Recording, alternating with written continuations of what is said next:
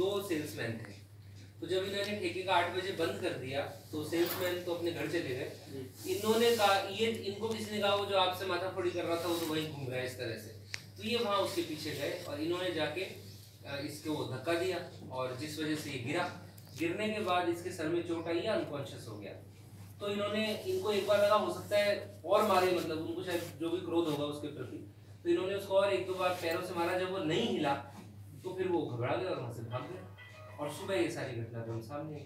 तो ये बेसिकली उनका मकसद जहाँ तक अभी तक समझ में आता वो था कि उसको मारे पीटे, बदला ले अपनी उसका, और उसमें ये इसके चोट लगी, इससे इसकी डेथ हो गई। तो पर वो घटना तो हो गई, तो इसलिए वो दोनों आइडेंटिफाई हो गए थे। दोनों सेल्समैन थे, उनकी लोकेशन भी वहाँ नहीं है, वो अपने घर चले गए थे। तो हमने इन दोनों को गिरफ्तार कर लिया कल, जैसे ही तसल्ली हुई हमको कि ये है। वो पोस्टमार्टम भी हमने इसलिए कराया कि पोस्टमार्टम के बिना कॉज ऑफ डेथ एस्टेब्लिश करना मुश्किल है। तो पोस्टमार्टम में भी cause of death head injury आई है, और तो उससे ये तसल्ली हो गया कि भाई और कोई हथियार का या कोई पॉइजन का या इस तरह का कोई मैटर नहीं है। मोर लेस ये गिरने से जो चोट, जो सर की चोट है, उसी से मृत्यु हुई है। फिर उसके बाद आरोपियों की गिरफ्तारी हो गई है और अब जो है वर्तमान में तो जो कोतवाली में आई है लूनाराम, वो इस मुकदमे की जांच कर रहे हैं। तो ये बात है, मतलब अब अगर आप मेरी तरफ, हमारी तरफ से तो अभी तक ये तफ्तीश में तथ्य है।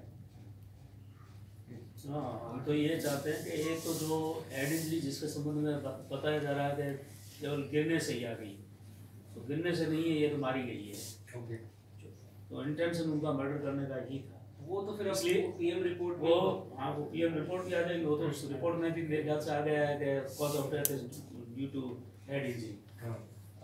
तो उसमें जो हेड इंजरी जिससे कॉज की गई है, तो वो शस्त्र, हाँ, कि भाई हेड इंजरी गिरने से आई कि हेड इंजरी किसी वेपन से मार के आई, लट्ठी से आई, वेपन से मार करके आई है, तो उसकी रिकवरी हो।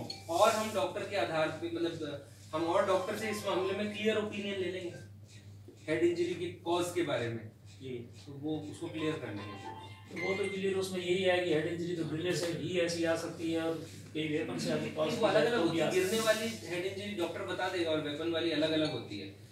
तो वो हम उसमें अपन अपने फाइल में अपन क्लियर ओपिनियन मांग लेंगे कि ये हेड इंजरी की संभावना, रीजन क्या है, कि किस स्थिति में वो गिरा है, क्या उसके ऊपर ज्यादा डिपेंड करेगा। तो एक तो ये है, और दूसरा ये है कि एक नैम सिंह करके कोई है, उसने वो जो उसमें जो रिकवरी आपने जो की है, उसके अंदर जो हार्ड डिस्क वगैरह रिकवर जो की है, उसके अंदर अगर उसकी डायरेक्ट एविडेंस है तो वो एक्यूज बनना चाहिए। बिल्कुल, वो उस हार्ड डिस्क को हम पूरा फुटेज देख लेंगे। हाँ, जी जी, अगर उसमें कहीं भी उसका आता है, हाँ, और वो अगर नहीं है तो उसने इसको एविडेंस को डिस्ट्रॉय करने की कोशिश की है, ऐसा सब मालूम हुआ है। एविडेंस डिस्ट्रॉय का वो तो हमारे पास है जी, नहीं, एविडेंस डिस्ट्रॉय हुआ ही नहीं ना, एविडेंस तो हमारे पास है। नहीं, वो जो आपके पास में जो है, तब तो वो डायरेक्ट अगर उसके अंदर है तो है बनेगा।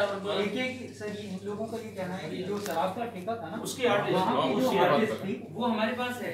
तो नहीं, आप लोग जो कह रहे हैं, डिमांड कर रहे हैं ना, वो ये कह रहे हैं कि यदि उस एविडेंस के साथ छेड़छाड़ की गई है, वो तो अब एक बार पता चलेगा।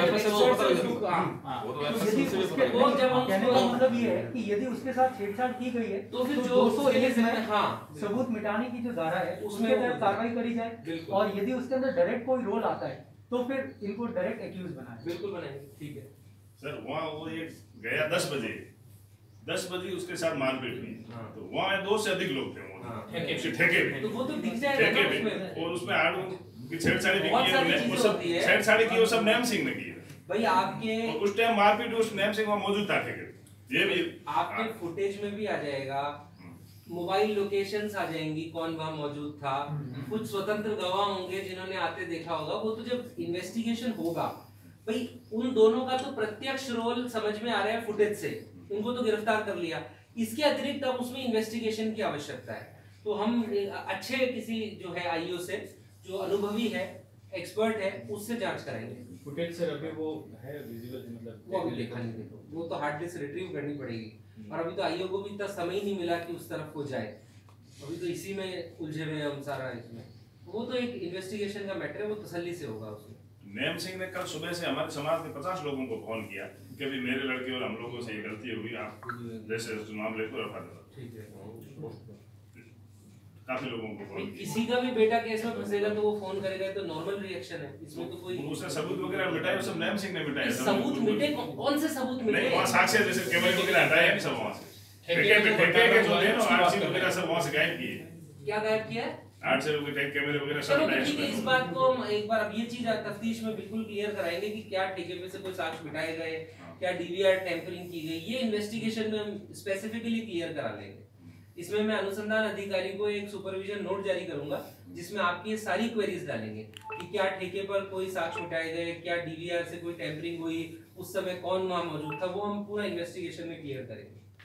इसका आयु किसको बना रहे हैं सर? आप बताएं, आपकी चॉइस का आयु बना देंगे जिसपे आपको भरोसा हो, विश्वास हो जिले में। चौटन सीओ को बना दीजिए। चौटन सीओ नारायण सिंह जी, ठीक है, ओके, चौटन सीओ से तफ्तीश करा देंगे।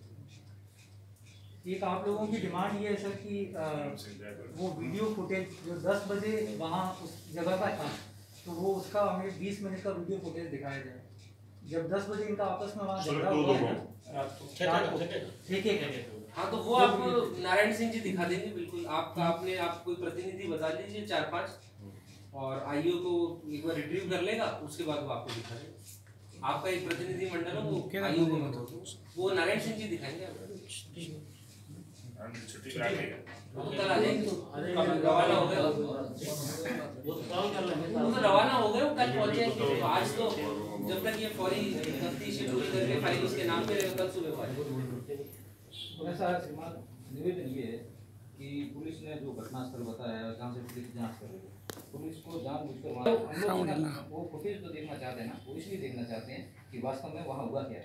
जब पुलिस सुबह मौके के ऊपर गई थी, जब ये इसमें एक्सीडेंट का दर्ज हुआ था, तो मजीद खान जी उस ठेके के ऊपर गए थे और उन्होंने कहा कि आपका वीडियो फुटेज कहाँ, तो हमारे पास वीडियो फुटेज है ही। अब आप मेरी एक बात सुने, जो आप बता रहे हैं ना, this footage is a part of investigation.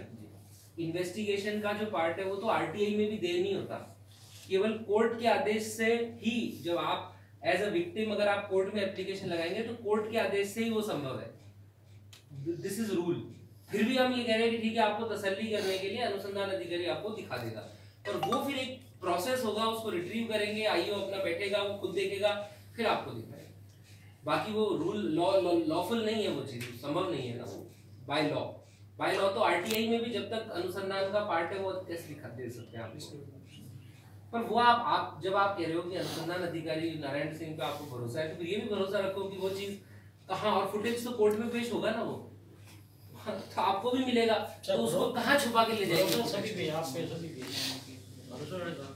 तो फिर आप भरोसा रखो ना कि भाई आप ये मुझे बताओ कि जो क्लियर आरोपी थे, क्या पुलिस इससे जल्दी तो क्या कार्रवाई करती, मतलब इससे जल्दी तो कार्रवाई संभव नहीं थी, उनको हमने अरेस्ट किया, इसलिए किसी को बचाने का या वो करने का तो कोई बात ही नहीं है। सर एक बता रहे हैं कि वो जो फुटेज है उसके अंदर 2 लोग और दिख रहे हैं, मारपीट जिनके साथ हुई थी ना उसमें 2 लोग और हैं, 4 लोग थे ऐसा बताया जा रहा है। अब वो भी देखो, अगेन दैट मैंने भी नहीं देखा, वो तो पार्ट ऑफ वीडियो इन्वेस्टिगेशन। में तो साफ दिख रहा है, दो से अधिक लोग दिख रहे हैं। मोबाइल उसमें अगर वो आ रहे हैं तो मुलजिम बनेंगे। तो मुलजिम मतलब आप इसमें डाउट ही कहाँ है, वो भी मुलजिम बने, बिल्कुल कोई भी हो, जो कोई भी हुआ, प्रेम से वो और चाहे सब जो भी XYZ, दो ही गिरफ्तार है। गिरफ्तार तो मुझे थे उसमें 3 दिख रहे हैं, 4 गिरफ्तार दिख रहे हैं। तफ्तीश के पे होगा ना यार, अब तो सीओ चौटन ही करेगा गिरफ्तारी। मैंने उनको बता दिया, हनुमानगढ़ से रवाना हो गए, रात तक पहुंच जाएंगे, पहुंचते हो सुबह अनुसंधान अपने हाथ में ले लेंगे, फिर वो अपने हिसाब से करेंगे। और वैसे भी जब आप अगर नारायण सिंह को आप जानते हो तो वो अपने हिसाब से ही तफ्तीश करेगा, मेरी भी नहीं सुनेगा।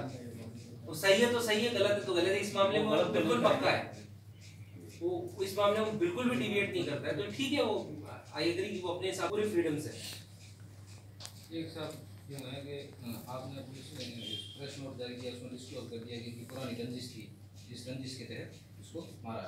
तो उस रंजिश में जो हेड कांस्टेबल है नैम सिंह, वो उस रंजिश में शामिल है, उसको ना तो अभी तक सस्पेंड किया गया, ना उसको गिरफ्तार किया गया, क्योंकि उसके खिलाफ 3-4 नहीं, तो ये कैसे कह सकते हो कि वो उस रंजिश में शामिल है? Let investigation take place. भाई आप लोगों का ये कंटेंशन था कि वो मेरा ड्राइवर है, तो वो कोई जांच को प्रभावित करे, तो मैंने उसको हटा दिया उस पद से। अब आगे जो कार्रवाई है वो तो, और फिर मैंने नेम सिंह के रोल के बाबत एक अलग से जांच एडिशनल आपको दे दी है, एक तो है उसका क्राइम में कंडक्ट, वो तो आईओ करेगा फाइल में, एक है उसका as a police officer conduct कि कहीं उसने एज अ पुलिस ऑफिसर, उसकी जांच एसपी नरपत सिंह जी करेंगे। तो अगर इन दोनों जांचों में कहीं भी कुछ आएगा, अगर क्राइम में इन्वॉल्वमेंट आएगा तब तो क्राइम वाला डील होगा, और अगर एज अ पुलिस ऑफिसर विभागीय में आएगा तो विभागीय कार्रवाई करेंगे, सस्पेंड